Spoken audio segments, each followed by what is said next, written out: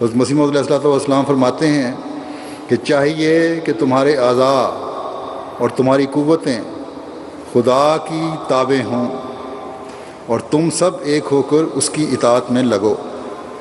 اور اللہ کی اطاعت کیا ہے؟ اس کے تمام احکامات پر عمل کرنے کی بھرپور کوشش ہے.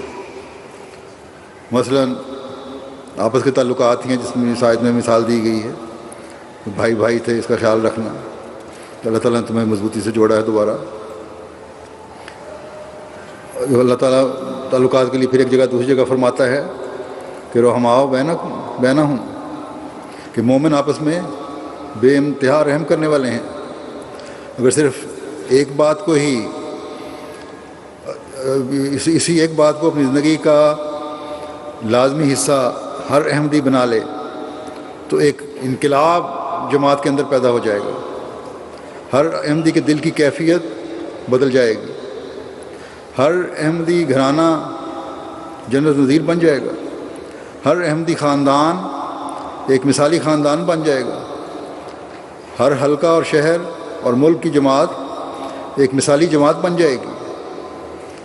اللہ تعالیٰ کی نعمت کو یاد کرتے ہوئے جب یہ رحم کے سلوک ہو رہے ہوں گے تو اللہ تعالیٰ کے فضلوں کی موسلادھار بارش بھی انشاءاللہ تعالیٰ برس رہی ہوگی.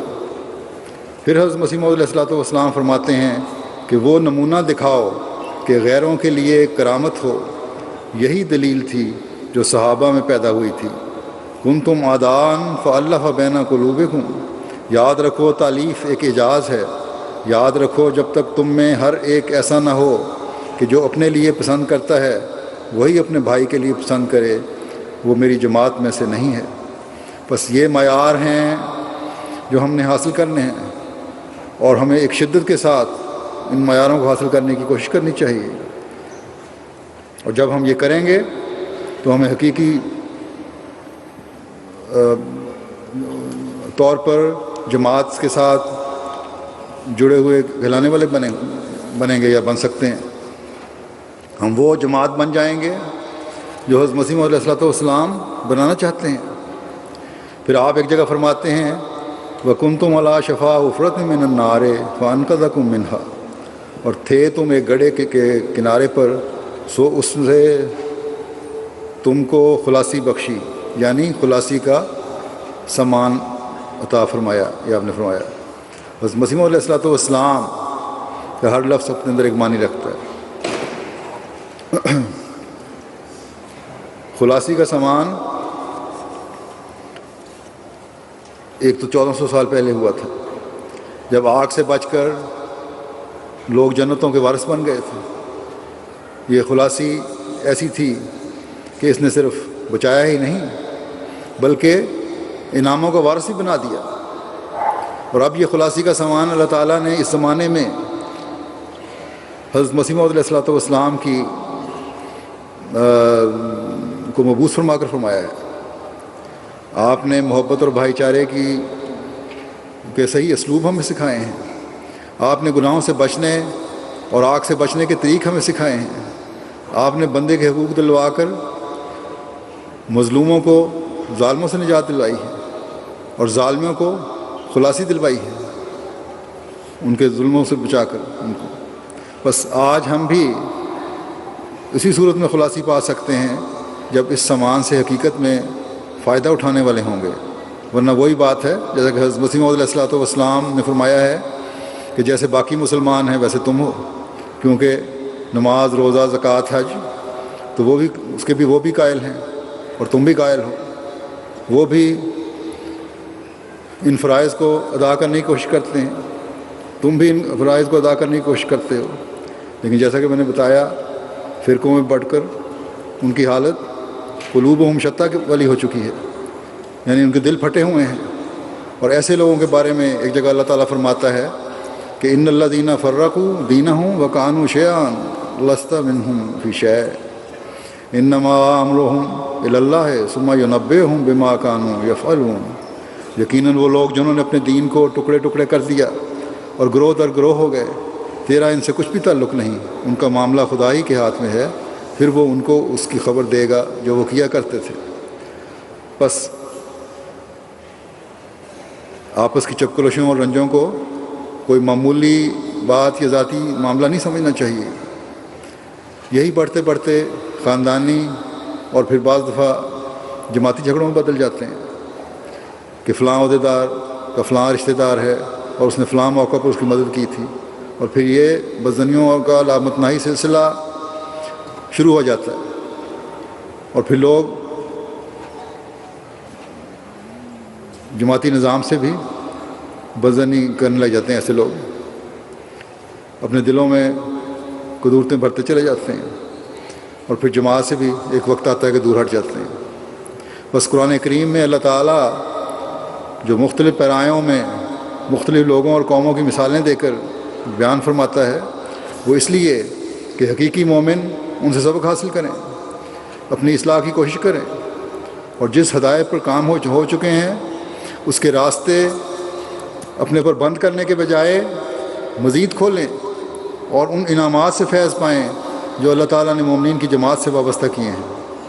اللہ تعالیٰ نے جو یہ فرمایا ہے کہ فَأَلَّفَ بَيْنَ قُلُوبِكُمْ، بس اس نے تمہارے دلوں کو باندھ دیا، یہ بھی اللہ تعالیٰ کا ایک احسان ہے جو اس نے اپنے فضل سے کیا ہے۔ اور یہ فضل اس بات کا ایک مومن سے تقاضا کرتا ہے کہ آپس میں بھی اس احسان کے بدلے ایک دوسرے کے ساتھ پیار اور محبت میں بڑھیں، ایک دوسرے کے لیے خالص ہمدردی کے جذبات پیدا کریں، تبھی حقیقی مومن کہلائیں گے، تبھی اللہ تعالیٰ سے کے حقیقی شکر گزار کہلائیں گے۔ حضرت مسیح موعود علیہ السلام نصیحت فرماتے ہوئے ایک موقع پر فرماتے ہیں، صلاح، تقوی، نیک بختی اور اخلاقی حالت کو درست کرنا چاہیے۔ مجھے اپنی جماعت کا یہ بڑا غم ہے کہ ابھی تک یہ لوگ آپس میں ذرا ذرا سی بات پر چڑ جاتے ہیں۔ عام مجلس میں کسی کو احمق کہہ دینا بھی بڑی غلطی ہے۔ اگر اپنے کسی بھائی کی غلطی دیکھو تو اس کے لیے دعا کرو کہ خدا اسے بچا لے، یہ نہیں کہ منادی کرو۔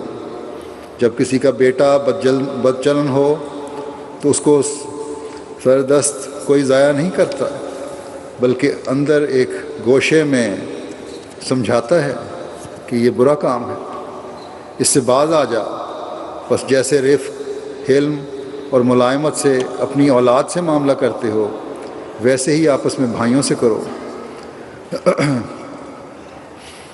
اور خاص طور پر عہدیداروں کو یہ بات یاد رکھنی چاہیے، جس کے اخلاق اچھے نہیں ہیں مجھے اس کے ایمان کا خطرہ ہے، کیونکہ لیکن اس کا یہ مطلب بھی نہیں کہ باقی نہ رکھیں، عمومی طور پر بھی میں کہہ رہا ہوں۔ فرمایا کیونکہ اس میں جس کے اخلاق اچھے نہیں ہیں مجھے اس کے ایمان کا خطرہ ہے، کیونکہ اس میں تکبر کی ایک جڑ ہے۔ اگر خدا راضی نہ ہو تو گویا برباد ہو گیا۔ بس جب اس کی اپنی اخلاقی حالت کا یہ حال ہے تو اسے دوسرے کو کہنے کا کیا حق ہے؟ خدا تعالیٰ فرماتا ہے، أَتَأْمُرُونَ النَّاسَ بِالْبِرِّ وَتَنْسَوْنَ أَنفُسَكُمْ وَأَنْتُمْ تَتْلُونَ الْكِتَابَ أَفَلَا تَعْقِلُونَ۔ کیا تم لوگوں کو نیکی کا حکم دیتے ہو اور خود اپنے آپ کو بھول جاتے ہو جبکہ تم کتاب بھی پڑھتے ہو؟ آخر تم عقل کیوں نہیں کرتے؟ اس کا یہی مطلب ہے کہ اپنے نفس کو فراموش کر کے دوسروں کے عیوب کو نہ دیکھتا رہے، بلکہ چاہیے کہ اپنے عیوب کو دیکھے۔ اب یہ ایک بہت بڑی بات ہے، اگر خود انسان اپنا جائزہ لینا شروع کر دے تو بہت سارے مسائل اور فساد ختم ہو جاتے ہیں۔ چاہیے کہ اپنے عیوب کو دیکھے، چونکہ خود تو وہ پابند ان امور کا نہیں ہوتا، اس لیے آخر کار لما تقولون ما لا تفعلون کا مصداق بن جاتا ہے۔ یعنی تم کیوں وہ کہتے ہو جو کرتے نہیں۔ فرمایا اخلاص اور محبت سے کسی کو نصیحت کرنی بہت مشکل ہے، لیکن بعض دفعہ نصیحت کرنے میں ایک پوشیدہ بغض اور کبر ملا ہوا ہوتا ہے۔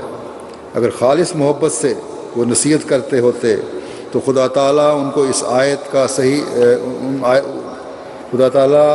اس آیت کے نیچے نہ لاتا۔ بڑا سعید وہ ہے جو اول اپنے عیوب کو دیکھے، ان کا پتہ اس وقت لگتا ہے جب ہمیشہ امتحان لیتا رہے۔ بس ہمیشہ اپنے جائزے لینے کی ضرورت ہے بجائے دوسروں کی غلطیوں کو دیکھنے کے۔ یاد رکھو کہ کوئی پاک نہیں ہو سکتا جب تک خدا اسے پاک نہ کرے، جب تک دعا نہ کرے، اس حد تک دعا نہ کرے کہ مر جاوے، تب تک سچی تقوی حاصل نہیں ہوتی۔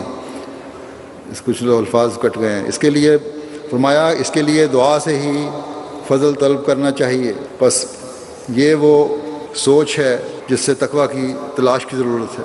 آپس میں محبت اور پیار اور بھائی چارہ پیدا کرنے کی ضرورت ہے۔ خلافت سے سچی وابستگی کی ضرورت ہے۔ نظام جماعت کے ساتھ بے لوث تعلق کی ضرورت ہے۔ اللہ کرے کہ ہم ان معیاروں کو حاصل کرنے والے بن جائیں جو حضرت مسیح موعود علیہ السلام ہم میں پیدا کرنا چاہتے ہیں، اور ایک ہو کر اسلام اور احمدیت کی ترقی کے لیے کوشاں ہوں۔ اب وقت تیزی سے قریب آ رہا ہے کہ مغربی ممالک میں بھی انشاءاللہ تعالی اسلام اور احمدیت کے پھیلنے کے دن ہیں، اور اس ملک میں انشاءاللہ تعالی اسلام نے بڑی تیزی سے پھیلنا ہے۔ خاص طور پر جرمنی والوں کو اس طرف توجہ دینی چاہیے، لیکن اس کے لیے ہمیں اپنے اعلیٰ ترین معیار قائم کرنے ہوں گے تاکہ آنے والوں کے لیے ٹھوکر کا باعث نہ بنے۔ اللہ تعالی ہمیں اس انقلاب کو دیکھنے اور اس میں حصہ لینے کی توفیق عطا فرمائے۔